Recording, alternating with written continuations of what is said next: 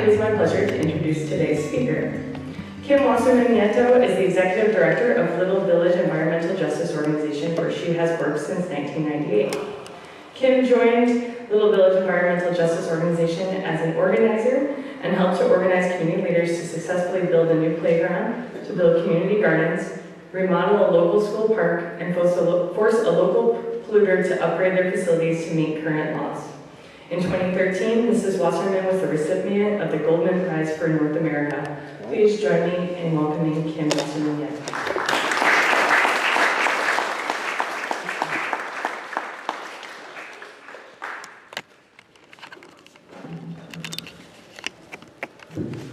Muy buenas tardes, good afternoon. My name is Kim Wasserman, as was mentioned. Thank you for the opportunity to be here. I'm really excited to come down to Champaign. I don't get to come down here very often, so I always appreciate the opportunity to get to leave Chicago and see the rest of the state. First and foremost, I just would really like to give my utmost thanks and gratitude to Pam and Lynn Richard, who are in the front row, for being partners of ours for the longest time now. And it's really because of them and their work that I love to travel our state and see what shenanigans they're up to. But I'm going to talk a little bit about them throughout my presentation. So thanks for the opportunity to be here. I know the conversations that have been specifically focused on environmental justice, and as an environmental justice organizer from Chicago, I thought it'd be interesting to bring our perspective and the work that we're dealing with in Chicago to y'all and see what y'all think of it. And so today's conversation is really around the question or the thought around displacement and environmental justice. So to give some context on where I'm from and the neighborhood that I represent, I live in the South Lawndale community of Chicago on the southwest side of Chicago, also affectionately known as Little Village or La Villita. About 95,000 people live in our neighborhood, but before we became primarily Mexican-American, we were Bohemian and Czech. There was a very strong Bohemian and Czech community before us, and in fact, this was a brewery with an outdoor beer garden, where currently now is Discount Mall and a huge parking lot, right? So just how much our neighborhood has changed over the years. And we like to ask the question if the city of Chicago would allow our neighborhood to have a brewery and a beer garden instead of a strip mall and a parking lot. But that's for another conversation. But Little Village today, as it's represented, is very much the capital of Mexican and Mexican-Americans in the Midwest. Little Village is second behind East Los Angeles in the largest concentrations of Mexicans and Mexican-Americans in the United States. We're thriving with culture, both from our past and history that was imposed on us and perhaps not originally our own as well. But we also find ourselves in the throes of being a modern society as well, and how do we bridge where we come from and where we live now as a community. And so as a community, particularly as our young people have started to redefine what it is to be Mexican American and redefine what it is to be Chicano in Chicago, right? To redefine that perhaps we didn't grow up with the corridos of our family or in the country, perhaps like some of our family did, or in the cities of Mexico, but we were brought up in the inner cities of Chicago with hip hop music and house music, right? I rock hoop earrings and gym shoes because that's the era that I was brought up in. And that's how I carry my professionalism, is through my culture. And if the bigger the hoop earrings, the bigger the fight, for me at least, is how it rolls. Right? And so Little Village is also amazing in that it houses a lot of local economy.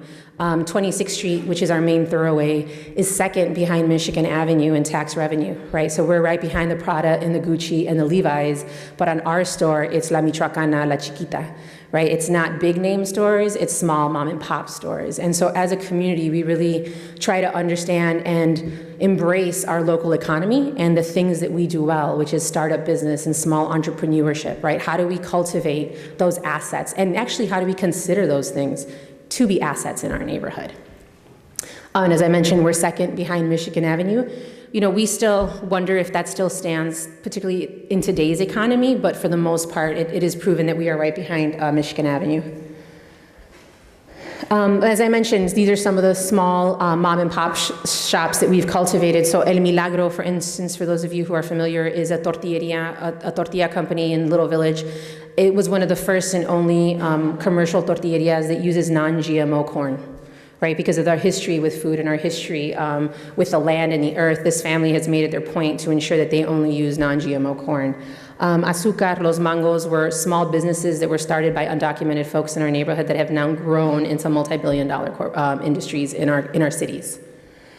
And again, you find one of the great things about Little Village is you can live and die in Little Village and never actually have to leave the neighborhood, which in a city like Chicago only exacerbates the question of segregation, right? As much as I love my neighborhood, it shouldn't take my niece 18 years before she finally leaves Little Village to go to Chinatown, which is legitimately about 5 miles east of where she's located, right? But it took her 18 years to be able to get up the courage to leave the neighborhood and the permission from her family to leave the neighborhood on her own, to travel on a bus for 10 minutes to go into a whole nother neighborhood.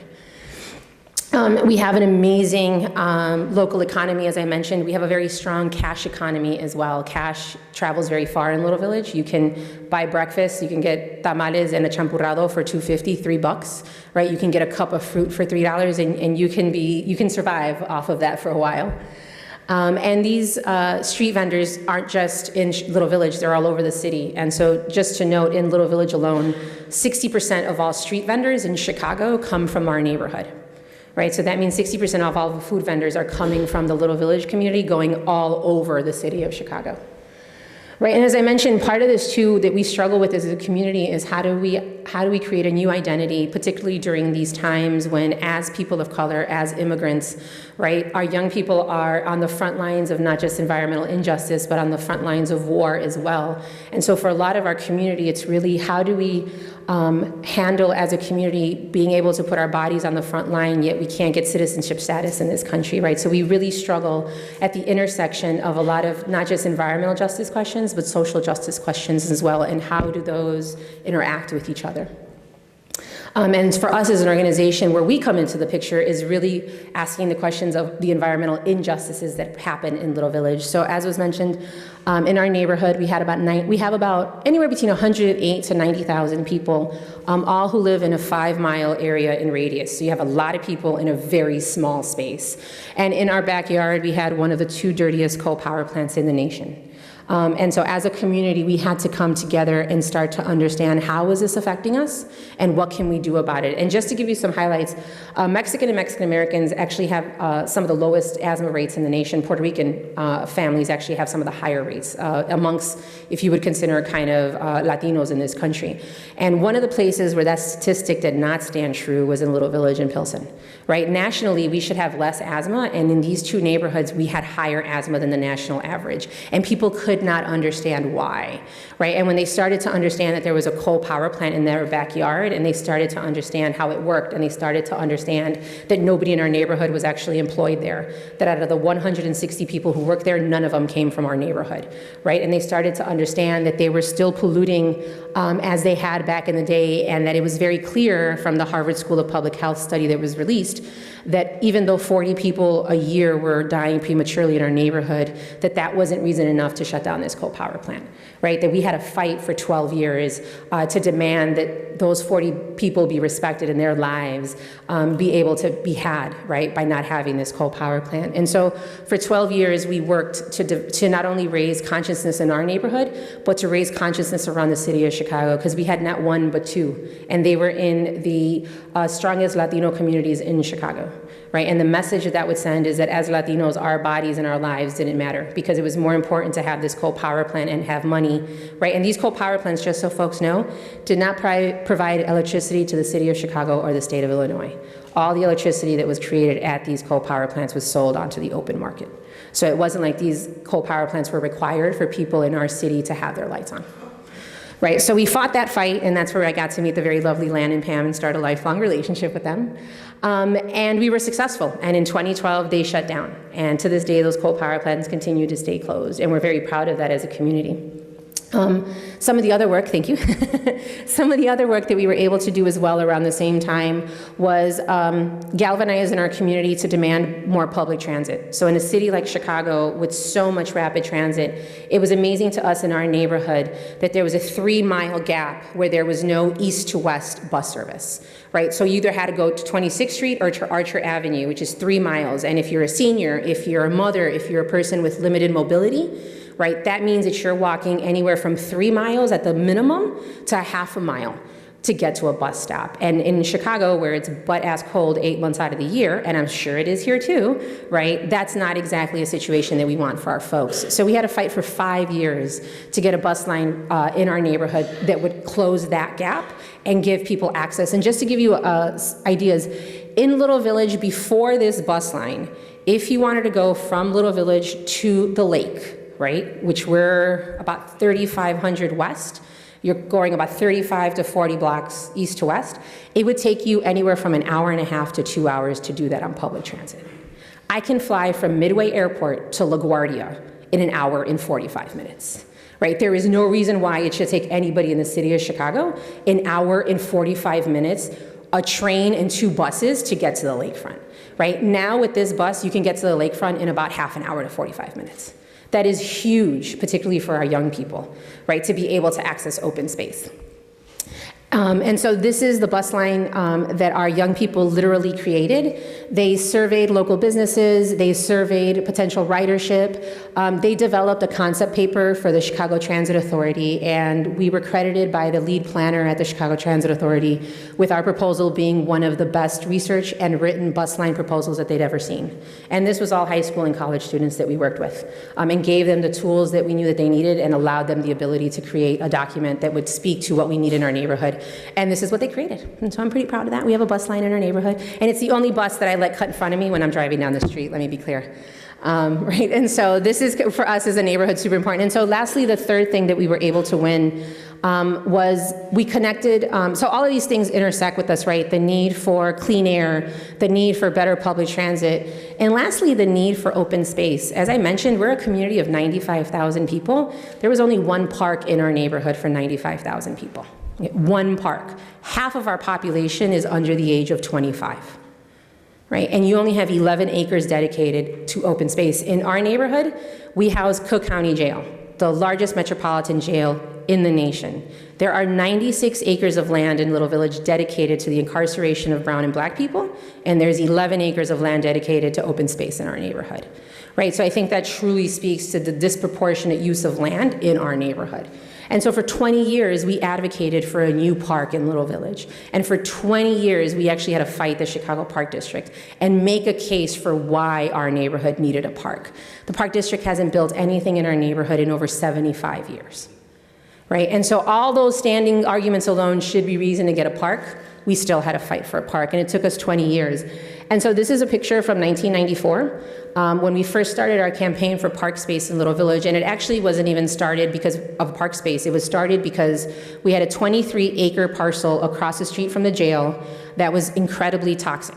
Every time it rained, water would leach out of the site and into people's basements. And I don't know about Champaign, or Urbana, but in Chicago, when it floods, you have to take off your shoes and socks, roll up your pants, go into the basement, walk in the water, open up your basement sewer hole, and let the water flow out. And then you let everything air dry, or you put on a fan and hope that you don't get any mold, and maybe use a little bit of bleach to clean it all up, right? That's par for course in a lot of Chicago homes. What was happening to these folks, specifically the 177 homeowners who lived around the site, is a couple of hours after they would go into the basement to touch that water, they would end up with rashes on any part of their skin that had been exposed in the water. And this had happened for over 20 years. And nobody was doing anything about it. So we called the city of Chicago, who led us to the Department of Environment, who led us to the State Environmental Protection Agency, who led us to the Federal Environmental Protection Agency, who led us to find out that this was actually one of the most, if not the most polluted Superfund site in the country. We were home to the Celotech Superfund site and had no idea. When we called the US EPA to come onto the site, we were on the site with our neighbors. People were fixing trucks up there. It was a big 23 acres of gravel. Kids would play soccer, folks would make out up there, you fix your car. It was a place to hang out, right? No interruptions, nobody up there to bug you. For decades, our community hung out on this space. And when US EPA rolled up in 2002, they came onto the site in full hazmat gear. Their staff would not touch anything on the site, and yet there we were, dressed as you see me now, not knowing that in fact this was an incredibly hazardous site and people had no business being on the site, much less should any of the homeowners in the 177 homes around the area have any contact with their soil outside their home. right? And so these are families in the poorest part of our neighborhood with the cheapest rents, who a lot of times are growing their own fruits and vegetables because that's the only way they can, and it turns out that they shouldn't even be consuming, much less touching the soil in their backyard. And nobody in over 20 years had told them that. Nobody had bothered to educate our community about any of this. So we spent the last 15 years working in our neighborhood to deal with this situation. And so before we could even talk about the park, we were like, we need to deal with this site. And so for 5 years, we had to fight the US EPA to get a cleanup that was appropriate for our community, a cleanup that would actually benefit our neighborhood. I'm sorry? This is specifically 2700 South Sacramento to Troy, from 27 to 31st from Sacramento to Troy. It's a 26-acre piece of property that was affecting 177 homes surrounding it. So for instance, when the EPA came in, they only wanted to test 45 homes in the area. We had to demand that they test all 177 homes. It turns out that the home with the highest level of soil toxicity was outside that original 45 homes that they had initially wanted to test on, right? And so it proved to us that even though some of us weren't college educated, even though we weren't engineers and scientists, that our gut, right, and our community and cultural knowledge was on point, that we knew that the wind was carrying the soil. We knew that how far the water would go. We knew as a neighborhood that this soil wasn't only there, that it was going to be broader. And we were so thankful that we fought as hard as hell to get our viewpoint in there, even if it wasn't scientifically backed, because at the end of the day, it proved to be right. Right? And so those three experiences for us as a community really led us to want to understand a couple of things. Number one, why do we always have to react to bad decisions in our neighborhood, right? Somebody decided to put a coal power plant. Somebody decided we didn't need a bus. Somebody decided that we didn't need a new park, right? Somebody decided that it was okay to leave toxic sites in our neighborhood spewing crap out for our neighborhood to ingest, right? Somewhere made those decisions in our neighborhood. And so when we won all of these victories, we were very proud of ourselves, right? We won the cleanup of the homes, 177 homes. And so once we were able to do that and we were able to cap the Superfund site properly, then we wanted to talk about what next. And so our neighborhood for 5 years designed what is now La Villita Park. It was opened in 2014, but we spent 5 years designing this park because we had spent a legacy fighting the contamination on the park. Now we wanted to make sure that we were truly turning this site of injustice into a site of justice. And normally what happens at the park district when you get a park is they give you a park. They design the park for you. They tell you what it is that you need. And what we understood as a neighborhood was that was not what we needed, right? Our community knows for itself what it needs. It knows what its talents are. It knows what its assets are. And they should be the ones to design the park. So after 5 years, we did numerous charrettes. You can see on the right side, it's actually a wooden base. It was built by an architect student for us with these plastic layers, and folks could put all kinds of stuff on them and use their hands. We toured the site. We went to hundreds of parks in the city of Chicago and really let our community design from a space of passion. There was no limitations to budget. There was no limitations to what they would want. You want an ice rink? Let's put it in there. You want an Olympic-sized pool? Let's put it in there. You know, you want diving? Let's put, why not? Why can we not have these things? So after 5 years, when we met with the Park District, it was very interesting. In our design, you can see we have baseball, softball, soccer, we have basketball, we have urban agriculture, we have a community center, we have parking. And when the Park District came to us, they had designated nothing but soccer fields on all 23 acres. Because apparently as brown people, that's the only thing we know how to do, is play soccer.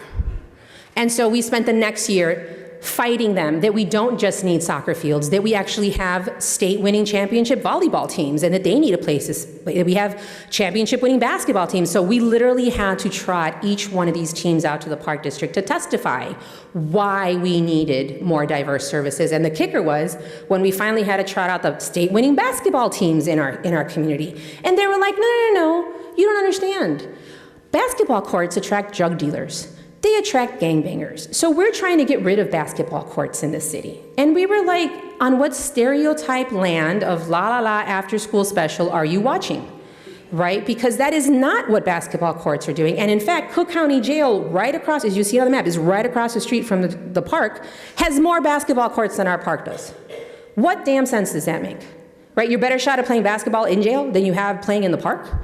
Right? And so that was the last sticking point. They finally gave us 2 basketball courts instead of 1 in our brand new park. But as a neighborhood, we're very proud of this park. It is something that we fought for over 20 years for. And in fact, the park continues to defy a lot of assumptions that were made about it. First and foremost, when we got this park built, thankfully enough, none of the 177 residents who live around the park have been displaced because of rising property tax values, right? We were able to bring in this park in a manner that met where the community was at and not necessarily displace them for having this park. When the park was built, there was a lot of conversation around policing of the park and what does it look like to have a safe park. And we worked really hard to reframe what safety means in our neighborhood. So instead of working with the Chicago Police Department, which will just arrest people, detain people, and work hand in hand with ICE, we adopt a restorative justice program, which we hire former youth who have been incarcerated, moms, families who have get trained in restorative justice techniques, get trained in how to de-escalate situations, and they themselves are the patrollers of the park throughout the program day. And so they are the ones who are walking up to our young people if they're getting into it. They're the ones asking our elders, our men, if they're drinking in the park, to take it someplace else. And it's more empowering that way because we build community that way, and we really push back on this question of policing and who is that for and what systems does that uphold, right? And especially as a park that's right across the street from the largest metropolitan jail in the country, we have a responsibility to ensure that we're having those conversations as part of our park development. And so this was in 2014, in the middle of December, when they opened the park, and our community members did not think it was too cold to go to the park and celebrate. And so we are out here in like minus 10-degree weather celebrating the opening of our park, which we're very happy about. And so as I mentioned, as an organization in the last 20 years, we've done a lot of amazing work. And when all of these campaigns culminated between 2012 and 2014, at the end of 2014, I was like, cool, I'm done, right? Like, I can go find another job, right? We've shut down the coal power plant. We have a new park. We have a new bus. Like, we did all the things we set out to do. Peace. And it turns out that, in fact, I actually had more work.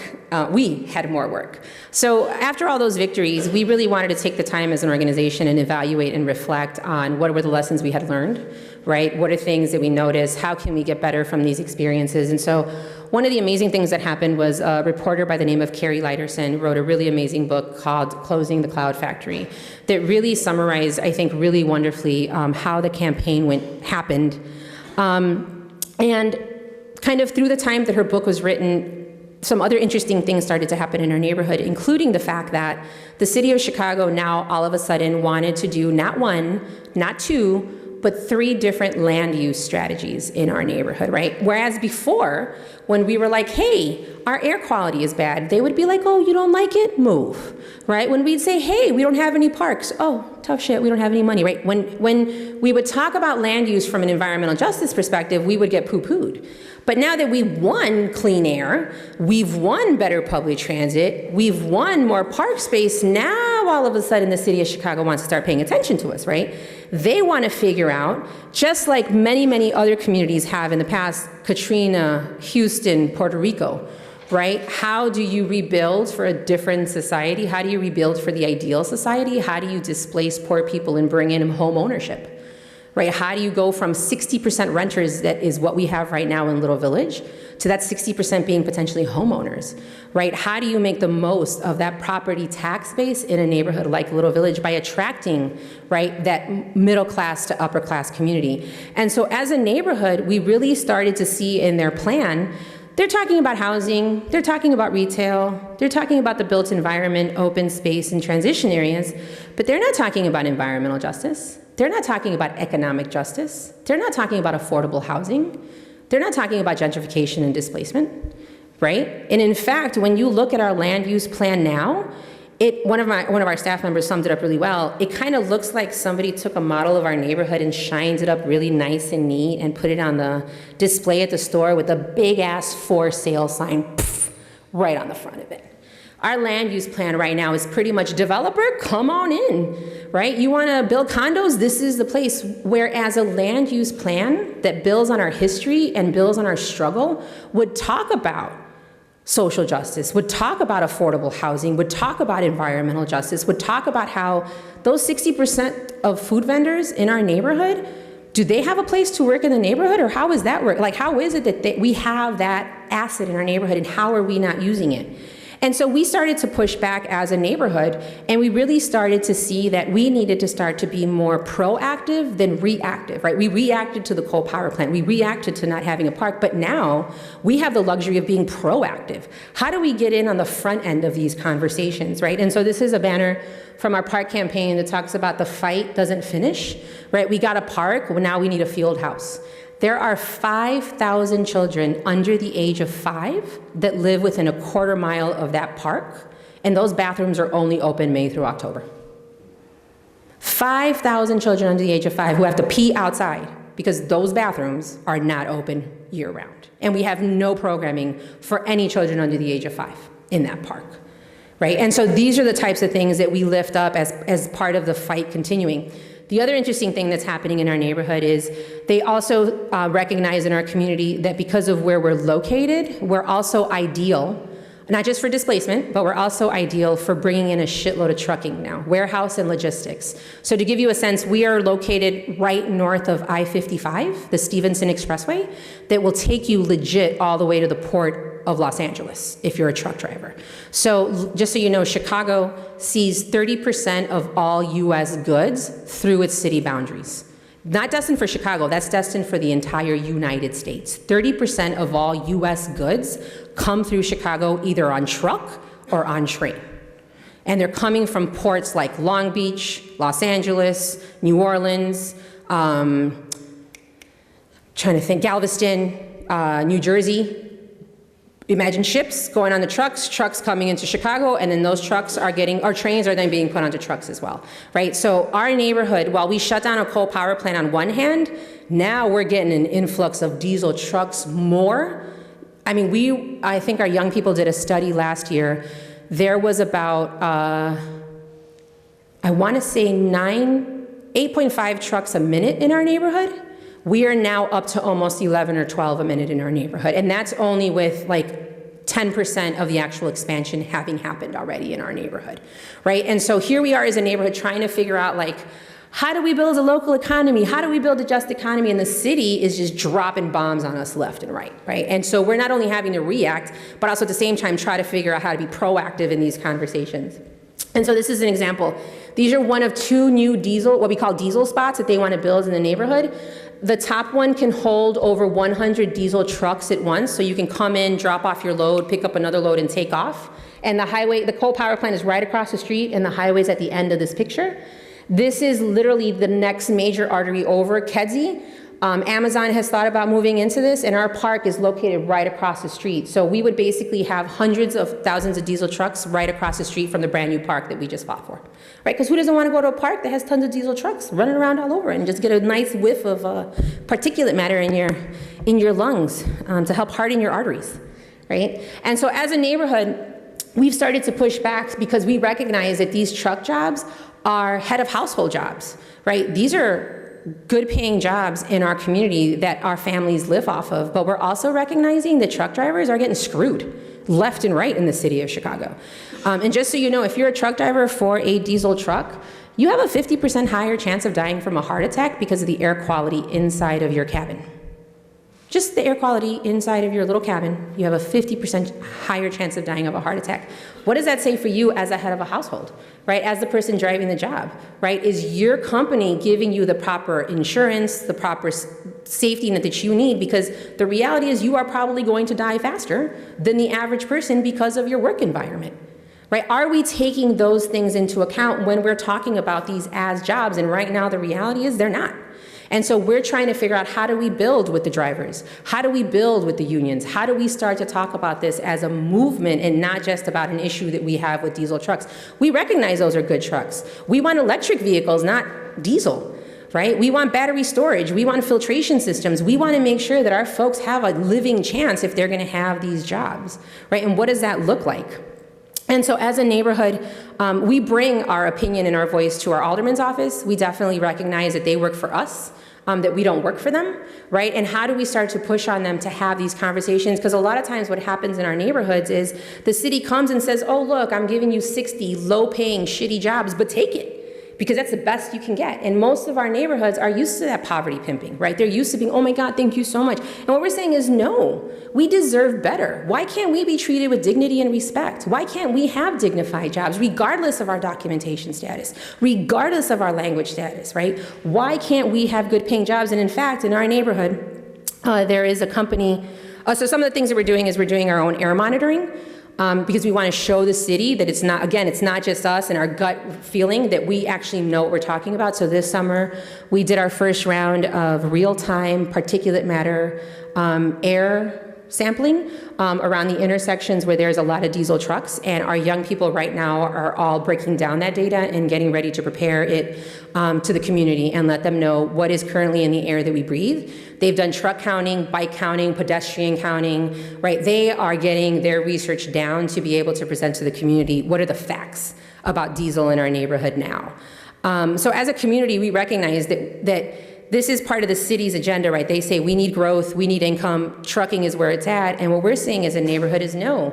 We have other things that we can provide besides just that, and give us the space to talk about those things. And so some of the other things that are happening in our neighborhood as well, don't know if folks are familiar, but our very lovely mayor has decided that the Chicago rivers should be the next economic corridor generator for the city of Chicago. And so I don't know if you're familiar, but there's actually 3 rivers in Chicago. There's the Chicago River, the North Branch of the Chicago River, and then there's what we have in our neighborhood, which, let me clarify, is not a river. It is the Chicago Ship and Sanitation Canal, okay? And it's important to remember the sanitation canal part, because you can call it a river all you want, but at the end of the day, there are still about 80 to 100 combined sewage overflows that dump into the river and sanitation canal. And what do they dump in there? Raw sewage, right? And so in our neighborhood, the industry has used the river as their backyard for centuries. Here comes the city wanting to say, swim in the river, kayak in the river, right? Get in the water. And we're saying, why? Would we want to get in that water? First of all. Number 2, do you understand the politics of being a person of color in open spaces? Apparently you don't have the luxury of getting chased, but a lot of us do when we go to the lakefront or when we try to access natural resources areas. We have a stereotype as young people, well, as a former young person, we have a stereotype that we have to deal with, right? So just because you build it does not mean that they will come, right? But more importantly, let's just go back to the fact again that it's the sanitary and ship canal. And it's south of Bubbly Creek, which is where they used to throw all the carcasses of the pigs and the chickens that they used to slaughter. And they bubble. It's called Bubbly Creek because the carcasses, that's what they bubble out when they're breaking down. Needless to say, nobody's trying to get in that water. My point being, so again, we're pushing back to the city to say your model for economic development is not a model that works in our neighborhood, right? And you need to find a different model that works. And so this is the only access point we have in the neighborhood to the Chicago Sanitary and Ship Canal. And as you can see from the lovely littered front shoreline to the green, oily blue water, the very lovely oily sheen, right? Is this not a space that you would want to put a canoe in? There's a lovely combined sewage overflow outlet right next to it, right? And this water is south of the former Superfund site. So it also has polyaromatic hydrocarbons in it, which are carcinogen. And so while the city's trying to get folks to come, we're trying to get the city to put up a fence and not let people access this area. We're trying to get the city to understand that they need to clean this baby up because they should not be bringing people or encouraging people of any capacity to come into this site. And in fact, if they don't want to get sued, they should do this fairly quickly. Because while on one hand they're attracting people and wanting people to come, this is one of those spaces that people are going to think is safe enough for them to come to, and Lord forbid somebody put their child in this body of water. We don't even want to know the ramifications of what would happen. And the last thing I'll say is this body of water is also known as Ass Creek in our neighborhood. And let me just bear that, Ass Creek, because in the summertime when you drive by it, it releases methane because it's so polluted that it is our own methane source in the neighborhood. Anytime the sun hits it, it releases methane into the environment. So again, just nasty, nasty, nasty body of water. But yet we should, our goal here, right, from the city is get in it, swim in it, enjoy it. And I'm like, we're good. No, thank you. Exactly, right behind you. So these are the kinds of, this is what our shoreline looks like now. And as you can see, this is some of those designs that are fascinating to us. There is oil tankers in the background. I don't know if you can see them in the picture. And then they gave us this lovely drawing saying, look, you won't see them in the background, or we'll just, make them go away, right? Like the realities of what's in our river's backyard and the realities of what the city want to do are incompatible, right? Like when you walk through there, all you smell is oil. Right, so what person is going to want, a childbearing age, their children is going to want to walk through a meadow of tall grasses next to the sanitation canal, getting a lovely whiff of Ass Creek and a lovely whiff of oil out at the same time? Like it just mind boggles me that somebody would think that this is a good idea. And so this is really what the river, or what the sanitation canal is for. Permitted industrial inputs, sewer overflows, stormwater runoff create health and environmental problems for residents. This is our coal power plant, and at least once a year, if this gives you any indication, our coal power plant would suck up a body. Once a year, at the very least, somebody's body would end up in, because the coal plants used to use the water, and they would have to call the Coast Guard and the police, and they would have to debate who was actually going to come get the body, because is it the Coast Guard's responsibility or is it the policeman's responsibility, right? That's the level of bureaucracy we get into, and that's for a human body, right? I don't even want to imagine the other crap that's floating around in there and who isn't and isn't responsible for that stuff. This is another great idea that came from the city. Once everything in our neighborhood was cleaned up, and let me just walk over here, and I'll be really loud. This is the collateral channel, and there's our park.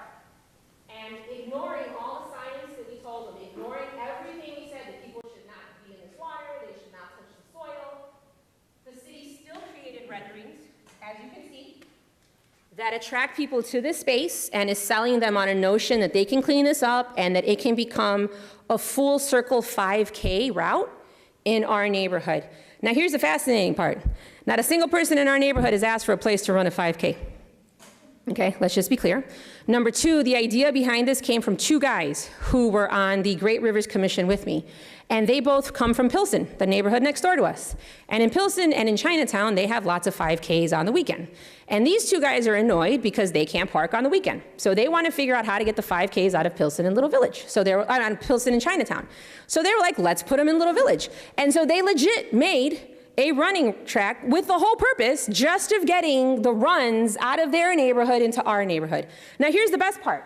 If you come to Little Village and if this happens, the 5K that you will be running on will take you smack dab through our industrial corridor, where you can inhale all kinds of lovely volatile organic compounds and all lovely other kinds of air pollution. Then they take you down the street and all the diesel trucks go down. So then you can really run the particulate matter just festering in your lungs.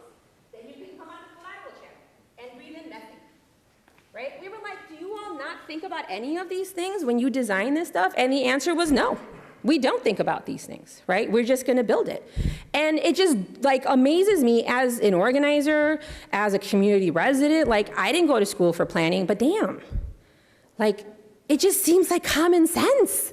I don't understand why this is so difficult to look around you. Just don't look at the four boundaries. Look at what's around you. Assess what's in your backyard. And so really, all of these projects and all of these conversations just really led us to understand that part of what the city is hoping to do, as I mentioned, is displace that 60% of renters in our neighborhood in hopes of more home ownership. Right? This is really a question of displacement and gentrification, but it's also a question that displacement and gentrification doesn't necessarily come in the form of a white guy who's a hipster. Right? In our neighborhood, it can actually come as homeowners in our own neighborhood whose property values have been shit the last 10 years, and they want to see them go up. And they don't have a problem with getting rid of 60% of the renters in the neighborhood. In fact, for some of our folks who are middle class, they look down on the poor people in our neighborhood. Right? And so we, as a community resident and as an organization, have to have some tough conversations in our own neighborhood about what does it look like to maintain space for poor people in our neighborhood? What does it look like to support the cash economy in our community? Right? And so these are a lot of the conversations that we're hosting in our neighborhood that really put a different light to what gentrification means and who really can cause gentrification. And so this is one of the new coffee spots that's coming into their neighborhood. The first day these guys moved in, they had already tagged the outside of their business telling them that they wanted them out of the neighborhood, right? And this comes from a place of, why would you rent this space from somebody outside our neighborhood when we have great coffee shops in the neighborhood who are looking to expand? Why don't they get front dibs to these businesses instead of somebody coming in from outside, right? We're starting to see rent in our neighborhood double in parts of our neighborhood already. And so when you also have things like in Pilsen's losing, what, 33% of already, it's lost, 33% of the Mexican population has already moved out of Pilsen.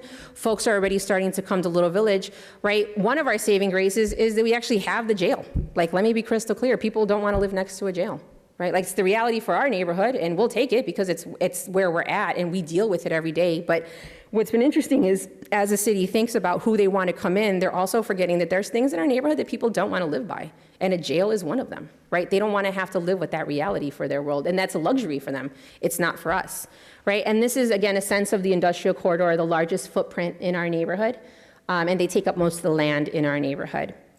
And so some of the work that we're doing now is really trying to figure out, what does it look like to have community benefits agreements when industry or anybody comes into the neighborhood? What does it mean to be a good neighbor when you move into our neighborhood? We want the business, we want the jobs, but we just don't want to be sold out in the process, right? So what does it look like to have affordable housing, quality jobs, accessible and affordable transit? But as I mentioned, we're also trying to lift up our own narratives for economic justice. So we've spent a lot of time in our neighborhood just asking folks, what makes our neighborhood beautiful, right? What do they love about our spaces? Every Wednesday in the summertime, we host free community dinners at our community garden. It's a 1/4 acre in size, and we're already full end to end. We cannot fit any more people, and we have a line of people that want land to grow food on, and we cannot give it to them. We come together every Wednesday, free potluck dinner from 5 to 7 from May through October. We cook the main meal and everybody brings additional food. This is our first year that we're very happy to actually pay community members to cook the meal. And we've actually gotten an amazing tour of Mexico through this process, that I've never left Little Village. Like, I have tasted food from every region of Mexico, all kinds of stuff, different ways that they make stuff. So it's been fascinating. And as you can see, it's people and community coming together. We've also been working with our young people to assess what land is available in our neighborhood and what we should do with it. And so for the last 4 years, we've been doing a lot of mapping as an organization to truly understand what we have at our disposal and what we should do with that land.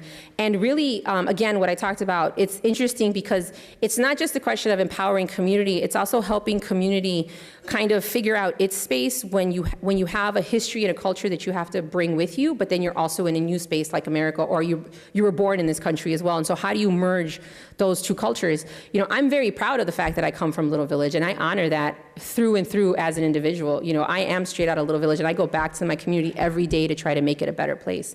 The narrative that we're told is you got to get up and get out, right? Get out of your neighborhood and don't look back. And we fight that narrative every day. No, we want you to come back. We need you to come back, right? We need our young people to be invested in our communities and to lift them up, because that's the only way that we're gonna be able to do this. And so, oh, sorry, it's in Spanish. So this is the model right now that we're using for our economic justice conversations, and it's really about food. As an organizer, everything revolves around food. We have a saying in our office, but will they have snacks, right? Because every meeting, every event should have food. We're hungry, like, let's just be clear, right? For knowledge and for food. And so as a neighborhood, as I mentioned, we have 160 restaurants. We have 60% of all food vendors. But we've also done a study in the community through USDA where we found that almost 60% of our elders have a background in agriculture of some kind that they're not using in the United States. Right? And so how do you put those things together? And what we found is that we can actually develop a closed food system in Little Village. We have the need with the vendors and the restaurants, right? The 60% food vendors and the 160 restaurants who are in the need of carrots, onions, garlic, tomato, chiles, right? We have the know-how with our gardeners and their expertise. We just have to get access to land, right? And then we also have developed over the last 10 years a cooperative worm composting facility in the neighborhood as well. Just so you know, organic soil is ridiculously expensive. And when you have to put it in a 1/4 acre of a garden, it's even more expensive. And as a woman who writes the checks for the soil, it's freaking ridiculously expensive. And so our farmers were like, we could make our own soil. And 10 years ago, they sought out to do that, and they have. And in fact, many of them have gone home to Mexico to establish amazing worm composting businesses and have retired in Mexico. And I'm like, can we do that here first before y'all just go out and retire? So we're working on a cooperative, a commercial cooperative site in the neighborhood for worm composting.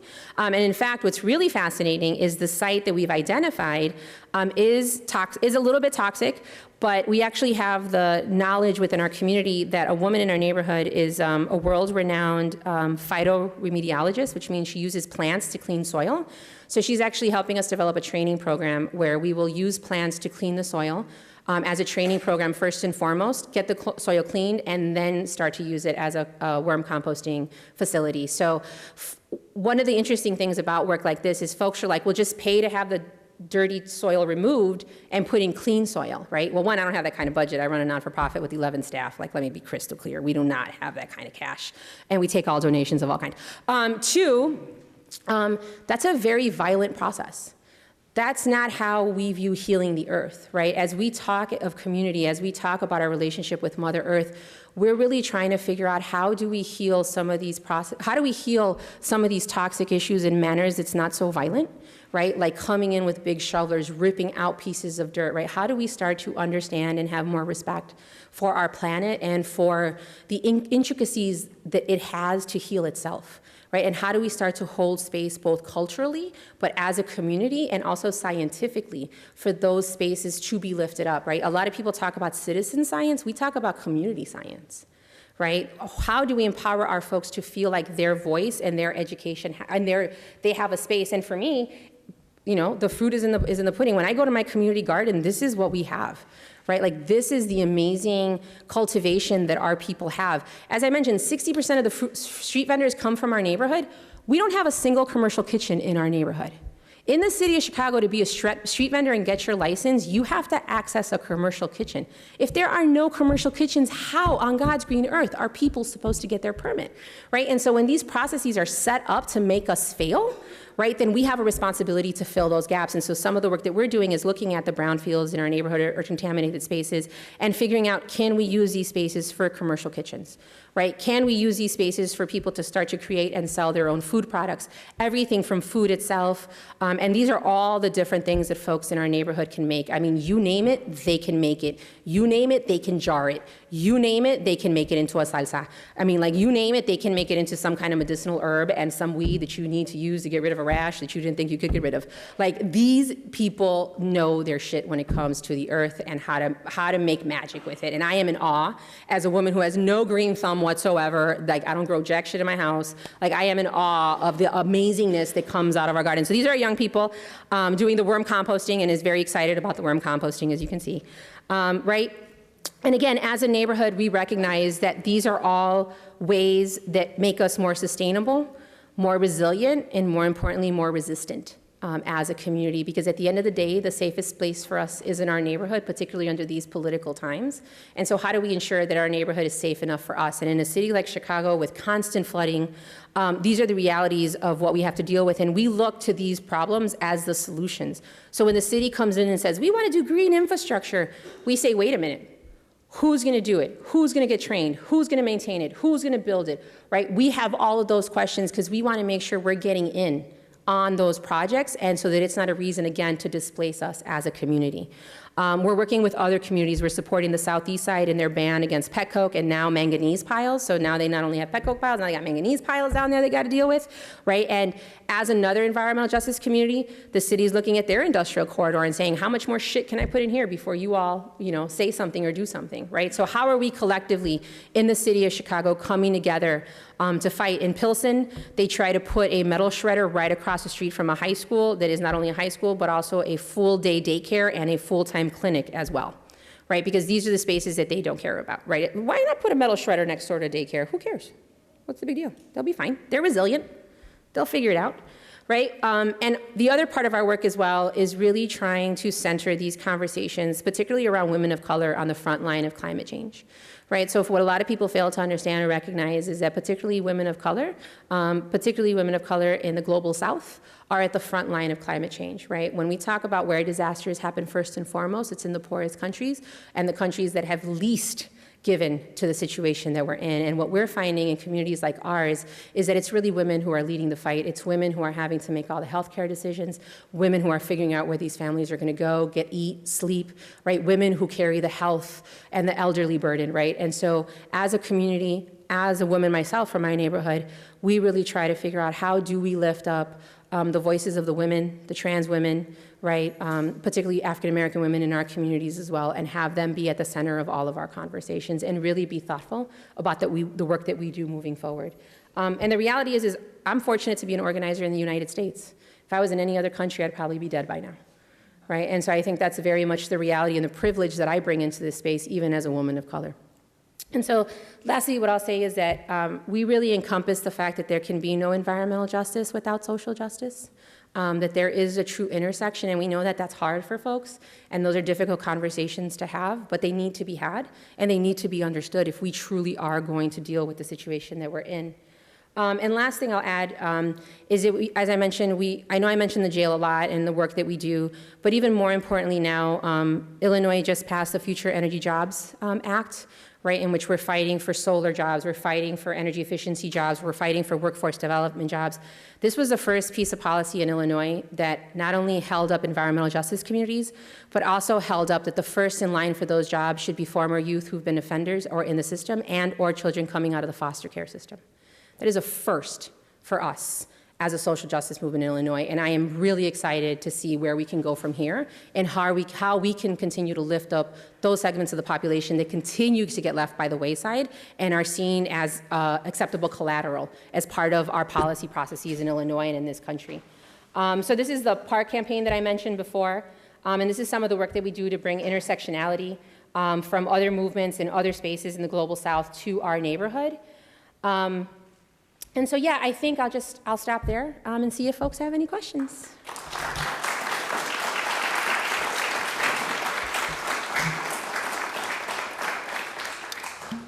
Lots of questions. All right. I'm going to start with this gentleman right here. Yes. Oh, well, thank you. Oh, thank you. I appreciate that. Thank you. No.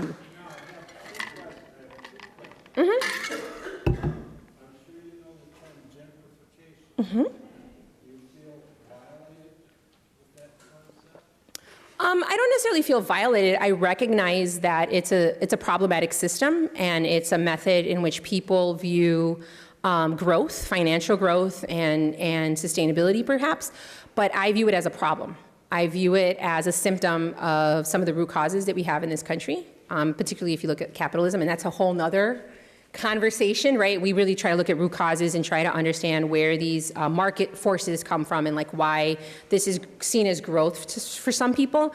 But no, we definitely call that what it is, name it what it is, and are trying to lift up models that can be used instead of displacement and gentrification to build true economic justice in our neighborhoods. My second question is, you only made one reference to education, and that was a high school across the street from some toxic. Mm-hmm.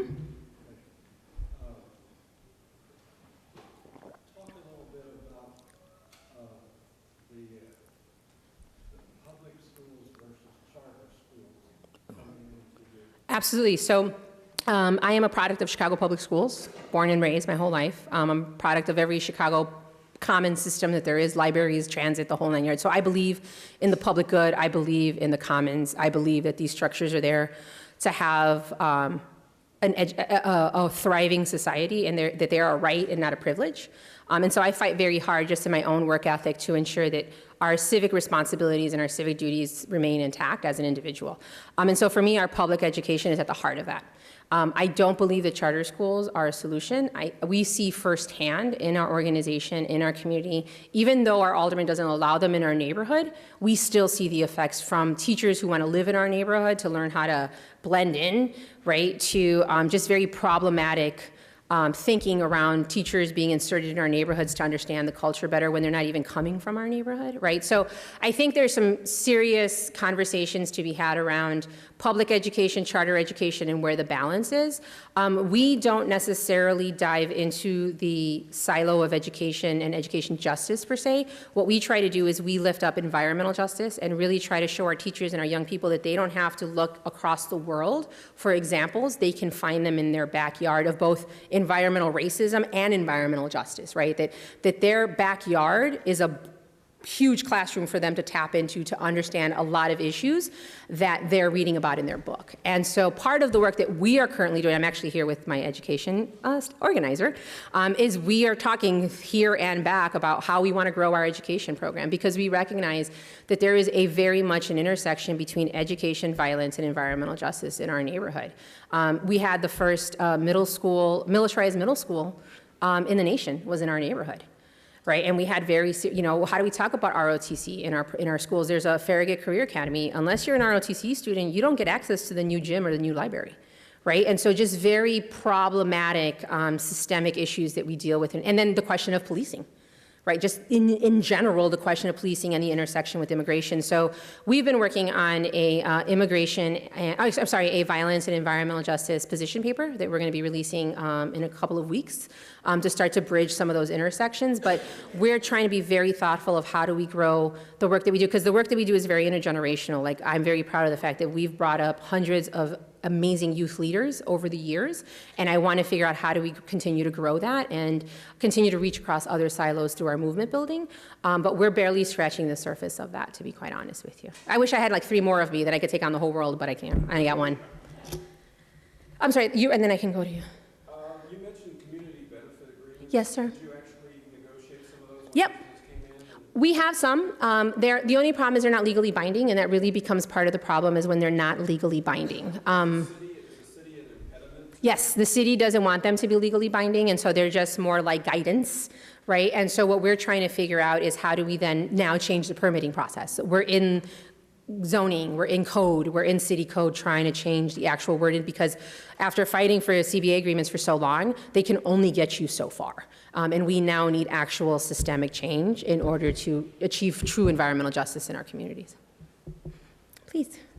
What's amazing to me is, number one, your effective speaking. Thank you. The information you gave us. We just got back, my husband and I, from the Green Summit in Chicago, at the Field Museum, which is 93 green teams all over, Mennonite, Muslim, Jewish, et cetera. Well, guess what they talked about? Intersectionality. Did you talk to them? I think it's not going. About justice, energy, equity, former offenders. Yes, ma'am. Hired to do some work. We've been organizing the Big Greens, I'm not gonna lie to you. We've spent the last 3 years injecting ourselves in these conversations so that one day, and that day has been this week, they would be the first ones to talk about this instead of me being always the angry woman in the room, and it's finally paying out. Very happy to hear that. Any other questions, folks? Please. Yeah, I have a question. You are frequently use the term as a community. Mm-hmm. Sometimes you use the term neighborhood. Mm-hmm. I guess a lot of times I hear businesses talking about our community, which means there's a defenseless group of disorganized people standing in front of them that they're trying to market to. And you're not a corporation. No. Clearly, right? So I'm just wondering, to what degree did you start with the community, or should the syntax be more, we organize not from our community, but so that there is a community? Gotcha. How do you build Yeah. community, rather than just people living next to each other? Absolutely. So when I came on board in '98 as a community organizer, my only job for the first 3 years was to go door to door in my neighborhood and talk to community residents. The organization, when the organization was established, they were very clear that they did not want to come in like every other non-for-profit and tell people what was wrong with them and tell them how to fix it.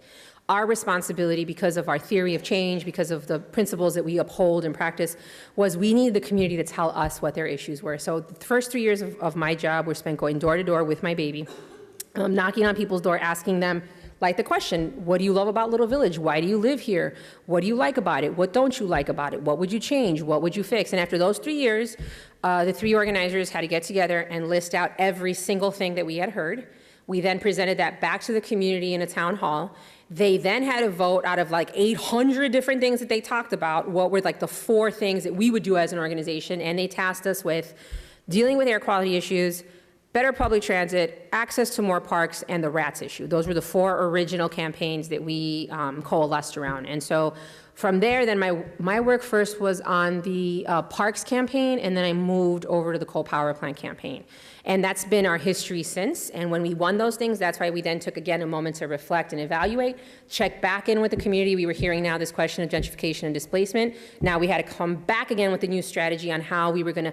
Now, I should also predicate that we've never promised that we were going to get any of these things. We did not come in promising that we were going to fix the world. We simply said, we will organize with community and fight one hell of a fight and see how far we get, right? That this is not on me as an individual, it's not on Miguel, that we collectively have to do this, that it can't just be on, otherwise then it's just Kim's show, you know what I mean? Like, shit, you might as well name the neighborhood Kim's neighborhood because it's everything I want, right? Like, that's not how we function. So for me, my boss at the end of the day is my community. My board is my neighborhood. I have to respond to my community, and that's who I speak on behalf. So I need to make damn sure when I talk about my neighborhood that I have buy-in from my neighborhood. Otherwise, it's just me egotistically thinking that I rule the world, and well, that doesn't get you very far. Well, I'll get you to the White House, but. Yes?